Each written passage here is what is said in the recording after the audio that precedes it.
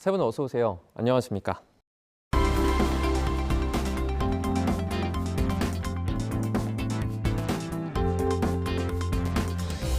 뉴스 리뷰와이 시작해봅니다. 먼저 반유미 시청자 평가원이 가져오신 오늘의 주제부터 들어봅니다. 지난 11월 117년 만의 최대 폭설로 기록된 이번 첫눈은 우리 사회에 큰 영향을 미쳤습니다. 예상치를 뛰어넘는 극심한 폭설은 시민들의 안전을 위협하고 일상에 큰 어려움을 초래했는데요. 이러한 상황에서 피해를 최소화하고 복구를 지원하기 위한 언론의 역할은 그 어느 때보다 중요해 보입니다.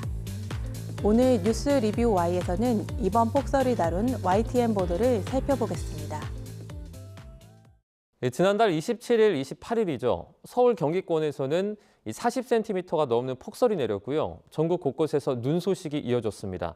다들 놀라셨을 텐데요. 11월의 첫눈치고는 아주 생소한 모습이다 보니 많은 분들이 기상 상황을 확인하기 위해서 YTN 방송을 많이 시청하셨던 것 같습니다. 폭설과 관련한 소식을 YTN이 잘 보도했는지 오늘 살펴보도록 하겠습니다. 먼저 평가원님 어떻게 보셨습니까? 대설주의보 발령 소식으로 눈의 시작을 알렸습니다. 11월 27일 자정을 넘긴 시점 첫눈부터 폭설, 강원 30cm, 서울 최고 10cm, 출근길 비상 보도에서는 기상청 예보 분석관의 예보를 인용하고 예상 적설량 그래픽 자료를 제시했습니다. 이어 폭설과 한파의 영향을 직접 확인할 수 있도록 다수의 취재진이 현장에 나가 상황을 알렸습니다. 서울 광화문 새벽 출근길에서 강원 지역까지 폭설의 상황을 체감할 수 있었는데요.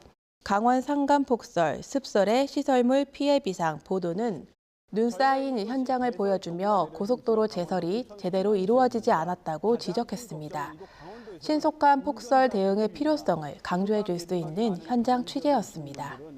수도권과 강원 지역에 대설특보가 발효되면서 정부와 지자체가 비상 대응 체계를 가동하고 제설 작업에 총력을 기울이고 있다는 내용을 전합니다. 27일 YTN은 폭설의 중대본 1단계 가동, 위기경보주의 단계 상향 제목의 보도를 통해 수도권과 강원 지역의 폭설로 인한 재난 대응 체계와 제설 작업 현황을 전했습니다. 이어서 살펴보면요. 출근길 폭설과 강풍으로 교통 불편과 안전사고가 우려되니 대비가 필요하다는 정보를 전합니다. 출근길 서울 대설경보 빙판길 교통안전 유의 제목인데요. 보도에서는 폭설로 인한 교통과 안전 문제를 강조하며 출근길 대비책을 안내하는 데 초점을 맞추고 있는데요.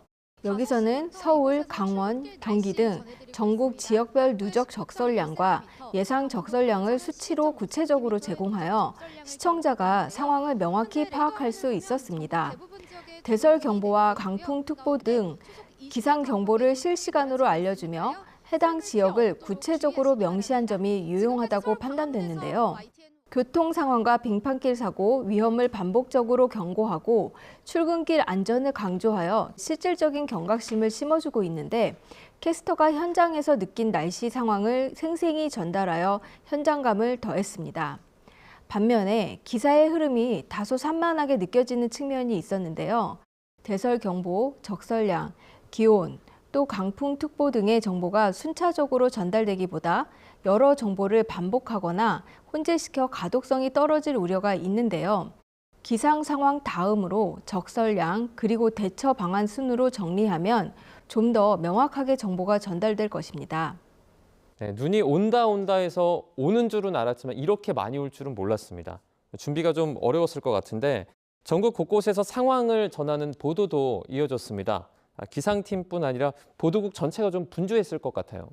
한번 말씀드린 적이 있는데요. 그 방송 기자가 평생에 한 번은 해야 될 취재 중에 이제 그 재난 상황, 폭설인데요. 홍수는 경우가 많은데 폭설은 그렇게 많지는 않았습니다. 그런데 이번에는 예상보다 훨씬 이제 눈이 많이 왔죠. 재난을 담당하는 부서가 과학기상부인데요. 여기서 일단 27, 28, 29 사흘에 걸쳐서 집중적으로 보도를 했습니다. 그러니까 새벽부터 매 시각 날씨 중계가 가장 중요하죠. 지금 눈이 얼마나 왔는지, 뭐 앞으로 얼마나 올 것인지 하는 그 중계차가 계속 나갔고, 그다음에 이제 전문가들 출연이 꽤 있었고요. 또 저희 회사에 그 과학 전문 기자들이 있습니다. 그래서 그런 그 전문가들의 설명도 있었고요. 여기까지가 이제 과학기상부가 할 일이고, 그다음에 상황이 커지면 전국 어디에 눈이 많이 왔는지 이 현장에 나가는 게 그게 되게 이제 다른 보도국 기자들, 사회부를 중심으로 해서 전국부가 이제 계속 현장에 나가서 전했죠. 폭설이나 홍수 보도는 언론사 입장에서는 손이 참 많이 가는 그런 분야입니다. 왜냐하면 우리가 미리 예측을 해서 현장에 중계차를 보낸다고 해서 그 지역에 뭐 눈이나 비가 많이 오는 것도 아니고 예상하지 못한 곳에서 피해가 나게 되면 또 추가로 중계차를 투입하거나 뭐 이동을 하거나 이런 식으로 하고요. 최근에는 정보량이 많아지다 보니까 시청자들이 옛날에는 그냥 서울 하면 서울, 강남, 뭐 강북 이 정도로 이제 범위가 넓은 곳에 예보만 하면 됐는데 지금은 아주 그 좁게 들어온단 말이죠.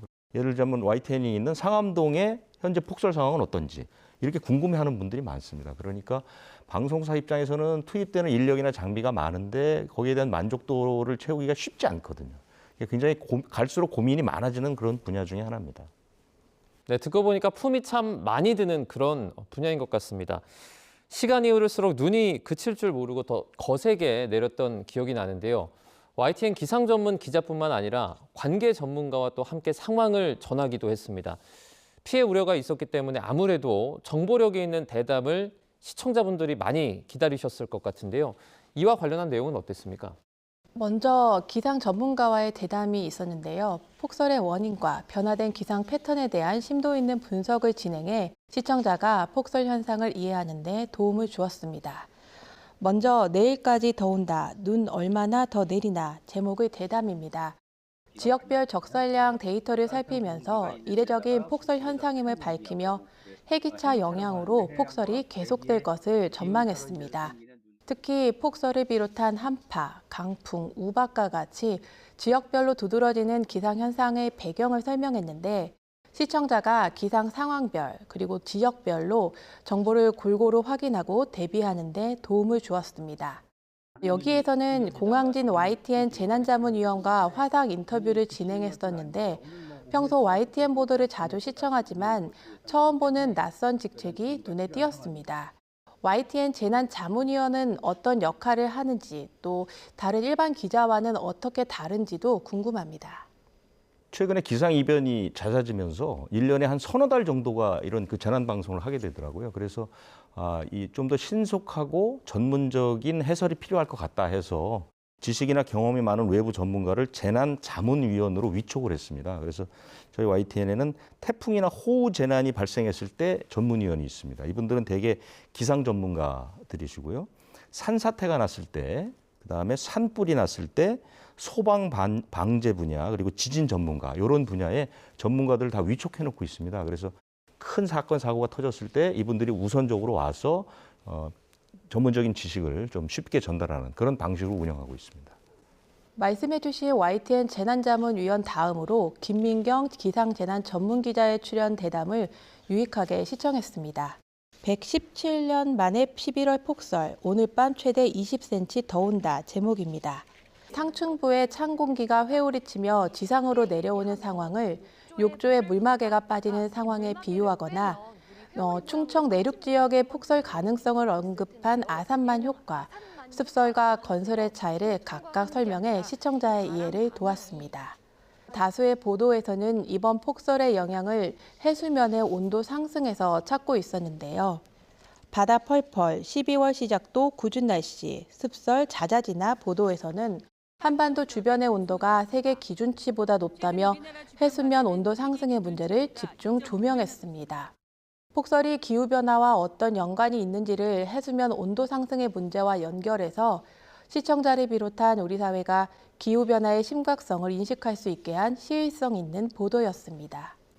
전국 곳곳에 첫눈 펑펑, 눈 얼마나 더 내리나 인터뷰에서는 기압 경도력, 중상층 한기, 대류군 등 전문 용어가 자주 등장하고 있는데 이러한 용어는 일반 시청자에게 다소 어려울 수 있으며 시청자의 이해를 돕기 위해 더 쉽게 풀어 설명할 필요가 있습니다. 이어서 시민들이 눈 피해를 최소화하기 위해 취해야 할 행동을 제시했는데요. 그보다 중요한 정부나 지자체의 대응에 대한 언급은 부족해 아쉬웠습니다. 제설 작업이나 구조 지원 등의 공적 대응도 함께 논의되었다면 균형 있는 보도가 되었을 것입니다. 또 서울과 수도권에서 발생한 폭설에 대한 기상 분석을 화상 전화를 통해 다루고 있습니다. 뉴스업, 출근길 40cm 한방눈 또 펑펑, 오후에는 그칠까? 제목의 보도인데요. 우리나라 동해안과 서해안의 기상 패턴에 대해 지형적인 영향을 설명하고 있으며 이는 기본적인 기상학적 지식과 연결될 수 있지만 수도권이나 강원 내륙에서 폭설이 발생한 드문 상황을 설명할 때엔 시청자 입장에서 어렵다는 느낌을 받습니다. 기압골의 움직임과 해수면 온도의 상관관계를 언급하면서 폭설을 분석하고 있는데 이와 관련해서 좀 더 구체적으로 어떤 기상 시스템이 결합되어서 폭설이 발생했는지에 대한 상세한 정보가 포함되면 뉴스 시청자들의 기상학적 이해를 조금 더 높일 수 있었을 것입니다. 역대급 폭설 그치니 기온 뚝 주의점은에서는 폭설이 잦아든 뒤 찾아온 기온 급강하의 위험성을 경고하며 안전한 대응을 위한 수칙을 사례별로 소개했는데요. 다양한 위기 상황별로 구체적인 대처 방안을 제시해 개인 차원의 대응력을 높이는 데 기여할 수 있었습니다. 다만 개인의 무리한 대응보다 기관 신고의 중요성을 강조한 전문가 조언이 있었던 만큼 신고기관 정보를 자막으로 제공했더라면 보다 유용한 정보를 전달할 수 있었을 것입니다. 이영주 교수의 출연 대담인데요. 겨울철 눈과 얼음, 특히 블랙 아이스에 대한 안전운전 및 사고 예방 방법을 다룬 내용입니다. 연쇄 추돌, 붕괴, 정전, 역대급 폭설 피해 예방하려면 제목인데요. 내용을 보면 대담에서 블랙 아이스가 눈이 녹았다가 다시 얼면서 형성되는 미끄러운 얼음층이라 설명하고 이를 운전자가 쉽게 인지하지 못한다는 점을 강조하고 있습니다. 이 부분은 중요한 사고 원인에 대한 인식을 높이는 데 기여하지만 실질적으로 블랙 아이스를 미리 예방할 수 있는 방법에 대한 정보가 부족한 점이 아쉬운 부분인데요. 겨울만 되면 블랙 아이스 주의보도가 나오는데 실질적으로 현대 기술을 활용해 블랙 아이스를 차단할 수 있는 방법이라던가 또는 도로 상태나 날씨 예보에 기반한 운전자의 대응 방법, 블랙 아이스를 피해갈 수 있는 구체적인 경로 안내 등이 추가될 수 있으면 좋았겠습니다. 예상하지 못한 11월 폭설에 미리 대비를 하지 못해서 피해도 상당히 컸던 것 같습니다. 안타까운 상황들을 전한 보도도 이어졌는데요. 이와 관련한 내용은 어땠습니까? 강원 원주시 호저면 만종교차로 인근 도로에서 차량 53대 추돌, 평택 제천고속도로에서 차량 10여 대 추돌 등 폭설로 인한 다중 추돌 사고가 발생했습니다. 원주시 차량 53대 추돌, 폭설 뒤 블랙아이스 원인 추정의 보도에서는 사고 발생 소식과 11명의 인명피해 사실을 알렸습니다. 맞습니다. 저도 해당 보도를 살펴보았는데요. 보도는 사고 발생 시점 오후 5시 50분, 장소 호저면 만종교차로, 피해 규모 차량 53대, 부상자 11명 등을 구체적으로 전달했습니다. 그런데 블랙아이스 가능성을 강조했지만 도로 관리 미비 또는 속도 제한 위반 여부 등 다른 가능성에 대한 언급이 부족했는데요. 이를 보완하기 위해 지자체의 제설 작업 상태나 운전자 과실 여부도 함께 언급되었다면 원인 분석에 있어서 좀 더 균형 잡힌 보도가 될 수 있다고 판단됩니다. 안양 농수산물 도매시장 붕괴 영상 확보, 순식간에 와르르 보도에서는 사고 발생 당시 장면이 찍힌 제보 영상과 시장 상인과의 인터뷰를 통해 긴박했던 현장 상황을 전했습니다. 축사 무너져 소 수십 마리 고립, 축사 피해 잇따라 제목입니다.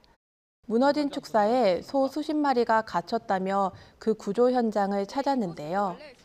폭설로 인한 농가의 피해는 시설물 붕괴, 가축 사육 피해, 그리고 농작물 훼손까지 여러 가지 형태로 나타났다는 점을 알 수 있었습니다. 지역의 접근성이 떨어지거나 고령화된 농가의 노동력이 부족할 수 있어 재건의 어려움이 더욱 크게 보였습니다. 농가 지역 피해에 대해서도 언론의 지속적인 관심을 이어가 피해 복구와 지원이 빠르게 이루어질 수 있기를 바랍니다. 네, 그리고 또 시청자 제보가 큰 역할을 하지 않습니까? 저도 뉴스를 진행하면서 그 부분을 항상 크게 느끼고 있거든요. 이 부분은 어떻게 보셨습니까? 제보 영상을 활용해 다양한 지역의 실시간 상황이나 피해 내용을 확인해 볼 수 있었는데요. 앞에서 언급한 보도 중에도 있었습니다. 차량 뒤집히고 곳곳 충돌, YTN 제보로 본 폭설 피해 제목의 보도를 살펴보면 고속도로에서 발생한 차량 사고, 상가 건물 지붕이 무너져 내린 피해들을 공유해 이번 폭설로 인한 피해를 더욱 실감케 했습니다. 폭설과 같은 재난 상황은 빠르게 변하기 때문에 시청자들이 제공하는 실시간 사진과 영상이 현장의 상황을 생생하게 전달할 수 있습니다. 이는 언론사가 미처 접근하지 못한 지역이나 골목길, 산간 지역 등의 상황을 시청자 제보로 보완할 수 있다는 점에서 긍정적이지만 제보 내용이 허위 정보일 가능성을 염두에 두고 교차 검증 또한 필요합니다. 또한 제보 사진이나 영상에 등장하는 사람의 얼굴, 차량 번호판 등은 모자이크 처리로 개인정보를 보호해야 하는 것도 잊지 않아야 합니다. 가장 중요한 것은 제보자들이 위험을 감수하고 촬영하지 않도록 유도하는 메시지 또한 필요합니다. YTN으로 시청자 제보가 상당히 많이 들어오는 것으로 알고 있습니다. 방송을 제작하고 보도를 할 때 이 부분을 많이 활용하고 있지 않습니까? 보도에 큰 도움이 되는 부분이죠. 재난 보도가 어렵습니다. 그러니까 보도 지점이 한정적이고 또 구체적인 그 지점의 자세한 이야기 같은 게 취재하기가 쉽지 않거든요. 이걸 보충해 주는 게 바로 이 제보입니다. 최근에 그래서 이제 제보 영상을 따로 모아서 설명해 주는 이런 그 방송사 코너들도 많잖아요. 근데 문제는 뭐냐면 이제 선정성이죠. 조금 전에 두 분께서 말씀하셨던 YTN 기사의 제목만 봐도 뭐 와르르, 폭삭, 역대급 뭐 이런 자극적인 단어들이 나오고 또 영상도 항상 뭐가 크게 무너지거나 뭐 크게 부딪히거나 이런 것들에 집중해서 나가거든요. 이런 선정성은 우리가 재고를 좀 해봐야 되는 부분인데 일본의 사례를 좀 들어보면 일본은 우리나라보다 이 자연재해가 훨씬 많죠. 그런데 최근에 재해 보도의 원칙이 피해 보도에서 인명 보도로 바뀌고 있습니다. 이게 무슨 뜻이냐면 피해를 강조하는 보도에서 사람의 생명을 중시하는 이런 쪽으로 바뀌고 있다는 얘기거든요. 조금 더 쉽게 얘기해 보자면 일본 언론들은 사망자 유족의 인터뷰를 하지 않습니다. 그리고 자극적인 사진은 쓰지 않습니다. 대신에 뭐 피해자나 가족의 안부를 정하는 이른바 안부 방송 이런 것들을 하거든요. 그러니까 재난이 일어났을 때 그 재난이 누구의 책임이고 또 얼마나 피해가 크고 이걸 막 강조하는 게 우리 방송이라면 일본의 방송은 사람의 목숨, 사람의 안위를 더 걱정하는 방송. 우리도 한번 고려해 볼 필요가 있지 않나 이렇게 생각합니다. 제보의 생생함도 중요하겠지만 선정성에 대한 제고도 필요하다는 말씀까지 해주셨습니다. 그럼 오늘 뉴스 리뷰 Y 내용 정리해 보겠습니다. 이것만은 꼭 시간인데요. 평가원님부터 한 줄로 요약해 주시죠.